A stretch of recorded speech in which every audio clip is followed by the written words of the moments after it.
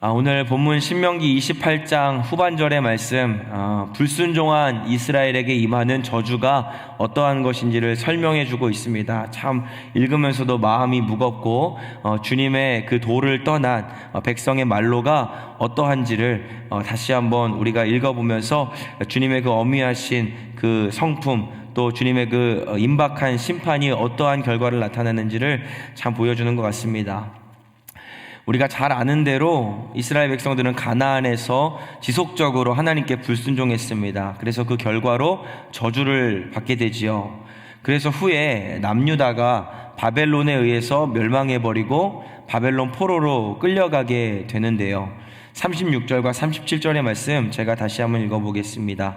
여호와께서 너와 내가 세울 내 임금을 너와 내 조상들이 알지 못하던 나라로 끌어가시리니 내가 거기서 목석으로 만든 다른 신들을 섬길 것이다.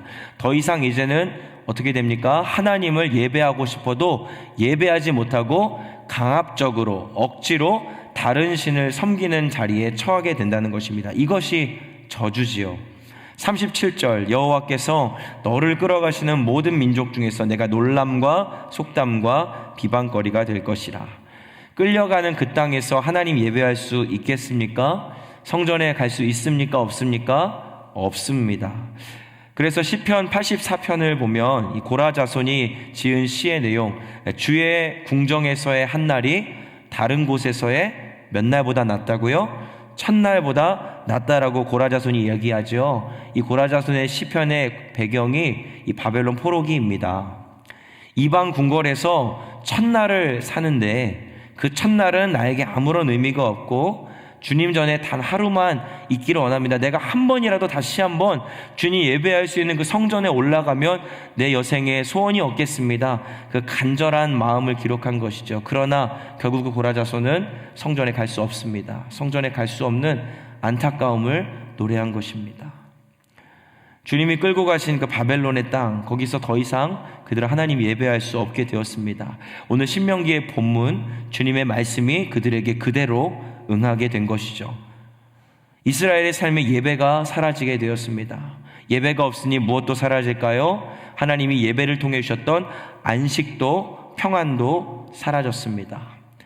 영원히 샬롬을 누리지 못합니다. 늘 불안하고 늘 두렵고 늘 초조합니다. 안식만 잃어버렸습니까? 자유도 잃어버렸습니다. 오직 그들의 삶은 이제 이방 통치자가 원하는 대로 삶을 살아가야 하는 안타까운 처지에 놓이게 된 것이 그들의 운명이죠. 이스라엘 백성들이 하나님을 섬기지 않은 것이 아닙니다. 늘 하나님과 더불어서 우상을 같이 섬긴 것이 문제였습니다. 그래서 그 결과로 말미암아 궁극적으로 하나님 당신을 섬기지 못하는 자리로 그들을 이끌어 가신 것이에요. 그럼 이렇게 하나님 섬기지 못하는 자리, 하나님 예배하는 자리로 나아가지 못하는 자들의 운명이 어떻게 되느냐? 38절부터 44절까지 장구하게 기록이 되어 있습니다. 제가 다시 한번 읽어볼 텐데 우리 성도님들은 눈으로 따라 읽어보시기 바랍니다. 여호와께서 너를 끌어가시는 모든 민족 중에서 내가 놀람과 속담과 비방거리가 될 것이라. 내가 많은 종자를 들에 뿌릴지라도 메뚜기가 먹음으로 거둘 것이 적을 것이며 내가 포도원을 심고 가꿀지라도 벌레가 먹음으로 포도를 따지 못하고 포도주를 마시지 못할 것이며 내 모든 경내에 감람나무가 있을지라도 그 열매가 떨어짐으로 기름을 내 몸에 바르지 못할 것이며 내가 자녀를 낳을지라도 그들이 포로가 되므로 너와 함께 있지 못할 것이며 내 모든 나무와 토지 수사는 메뚜기가 먹을 것이며 너희 중에 우고하는 이방인은 점점 높아져서 내 위에 뛰어나고 너는 점점 낮아질 것이며 그는 내게 꾸어줄지라도 너는 그에게 꾸어주지 못하리니 그는 머리가 되고 너는 꼬리가 될 것이라. 이 44절까지의 내용을 정리하면 무슨 메시지가 드러나고 있습니까? 많은 노력에도 불구하고 인생에 많은 노력을 기울여서 자기 삶을 경영해요. 나무도 심고 집도 가꾸고 자기 자녀도 낳고 자기 삶을 이렇게 경영해 가는데 그 수많은 노력에도 불구하고 아무런 열매를 맺을 수 없는 상황이 도래하게 될 것이다 말씀하는 거죠. 생각해 보십시오. 우리가 가장 힘들 때 어떨 때입니까? 내가 정말 많은 정성을 기울이고 마음을 쏟고 시간을 쏟았는데 결과가 엉망진창일 때, 그럴 때 참 우리의 마음이 무너집니다. 1년 동안 대학생이 열심히 시험을 준비했는데 그 시험에 그 고생했는데 낙방했다면, 결과가 좋지 못하다면 얼마나 그 청년이 허무하겠습니까? 그런데 그러한 삶이 1년 하고 거두는 그 순간의 낙심이 아니라, 단회적으로 끝나는 게 아니라 인생에 지속적으로 끊임없이 전체를 통해서 반복될 것이다. 너의 인생에 그러한 허무함이, 그러한 낙심이 끊이지 아니할 거야 라고 주님 말씀하시는 거예요. 언제요? 하나님을 예배하지 않는다면, 하나님만 섬기는 그 삶을 멈추어 버리고 하나님과 세상을 겸하여 섬긴다면 이러한 결과가 우리 손에 쥐어진다는 것입니다. 45절 46절입니다. 내가 하나님 여호와의 말씀 청종하지 아니하고 내게 명령하신 그의 명령과 규례를 지키지 아니하므로 이 모든 저주가 내게 와서 너를 따르고 내게 이르러 마침내 너를 멸하리니 이 모든 저주가 너와 내 자손에게 영원히 있어서 표징과 훈계가 되리라.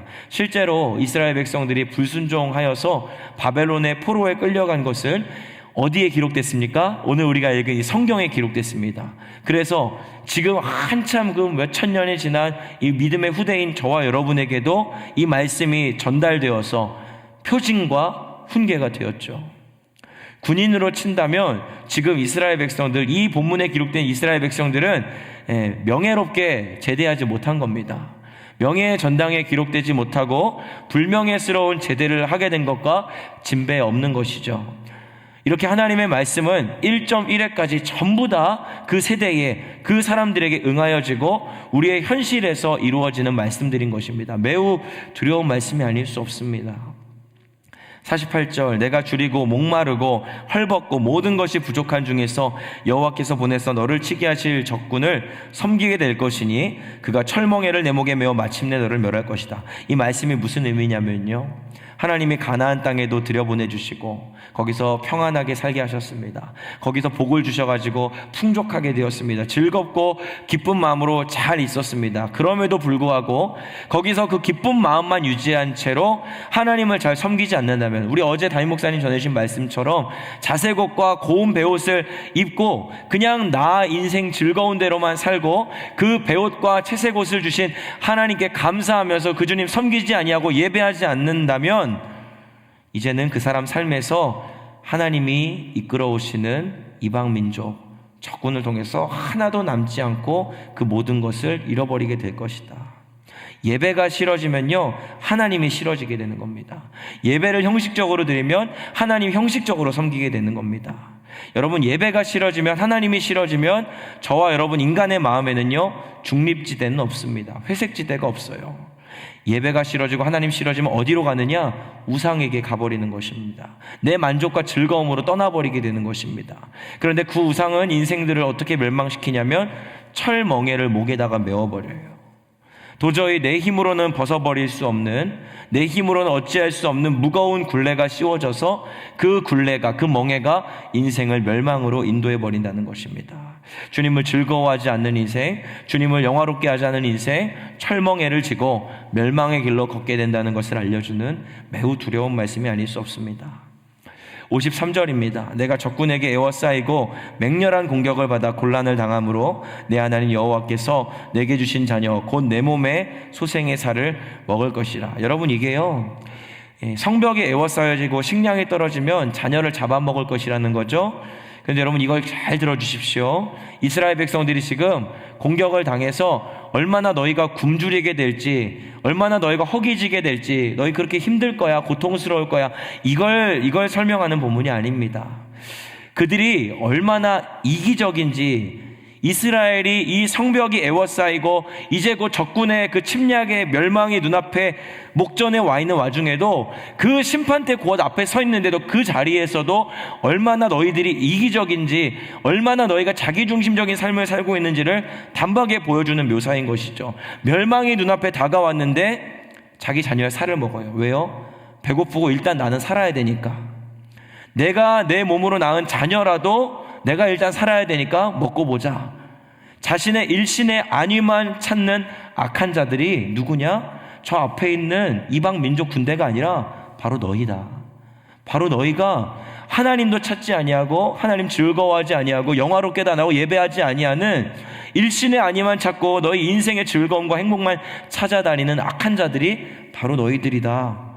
그러니 너희가 멸망당해도 할 말이 없다라는 이스라엘의 폐부를 찌르는 주님의 말씀인 것입니다. 54절, 너희 중에 온유하고 연약한 남자까지도 그의 형제와 그의 품의 아내와 그의 남은 자녀를 미운 눈으로 바라보며 가정이 깨지고 자기가 먹는 그 자녀의 살을 그중 누구에게든지 주지 아니하리니.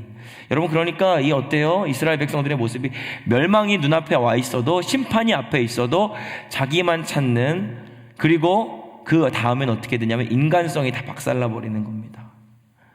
인격이 무너져 있는 거예요. 사람으로서의 존엄성이 다 소멸해 버린 것이죠.